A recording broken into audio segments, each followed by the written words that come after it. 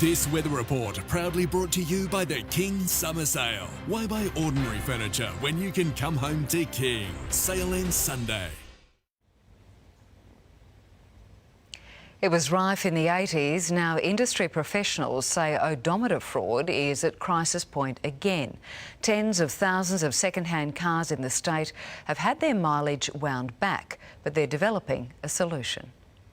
It takes minutes, wipes tens of thousands of kilometres off your odometer. This car currently has 105,657 miles on the clock. I'm going to go ahead and change that. And can be bought online in seconds. Some of the vehicles have had hundreds and hundreds of thousands of kilometres wiped off them. The Motor Trades Association of Queensland believes odometer fraud is at epidemic proportions. In the testing that we've done with it, we found over 25,000 vehicles that we believe have been tampered with. It's not a significant problem. This is a concern, obviously, to see that there might be some new digital thing that manipulates the odometer. There's currently no way to test if your car's been tampered with, so salesman and chair of the MTAQ, Peter Diva, is developing a new app to detect dodgy readings. Our technology compares a vehicle that's offered for sale with data that's previously been out on the internet. Using the car's VIN number, it analyses and compares posts across Gumtree, car sales,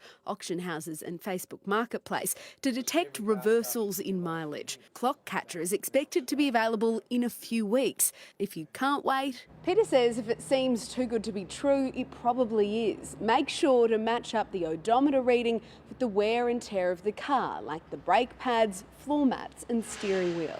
And drive a hard bargain. Georgie Chumley, 7 News. Weather now, Tony, we could get some cooling storms tomorrow. Yes, Max, and we need all the help we can get trying to cool down at the moment. It does promise to be a wetter afternoon, a couple of showers and storms rolling through. That does clear later in the week as temperatures climb yet again, so it's well worth trying to get down to coastal spots like here at Woody Point. Some nice natural cooling sea breezes, and we've also been watching a few dolphins swimming through Bramble Bay behind us over the last 10 minutes or so. Let's get in and check those temperatures. A top of 32 degrees here at Redcliffe today after a steamy minimum of 23. Beaudesert pushed up to 34. A little bit of precipitation around, a couple of showers and weak storms on the ranges at the moment. They could amble down to the coast later this evening. Zooming out, a bigger cluster of storms out west and a severe thunderstorm warning is current for a huge part of Western Queensland. Tomorrow, the main focus for storms shifts ever so slightly east with a trough, and we should see a slight increase in shower and storm activity pushing towards the southeast. Around the capitals tomorrow, a couple of showers in Sydney, while Melbourne, Hobart and Adelaide are looking dry, tops in the mid-20s. For northern Queensland, heavy rain around Cairns and the North Tropical Coast in the past day. There could be some decent storms up there tomorrow afternoon, more likely to be afternoon showers in Townsville. Over southern districts, also pretty active from Longreach down towards Roma and the Ranges, with more severe cells likely well inland. Here in the southeast, a little bit more instability than today, so expect a few of those showers and storms popping up inland through the afternoon, then pushing towards the coast.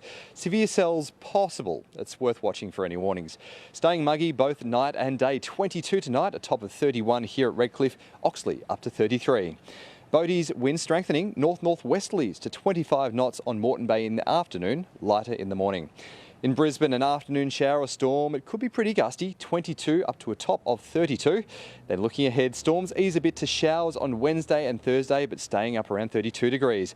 Skies clear on Friday, but the heat builds. 37 degrees in Ipswich on Friday and Saturday. The humidity does drop a little bit. Gold Coasters, a southeast wind change late Saturday brings a drop in temperatures into Sunday and Monday.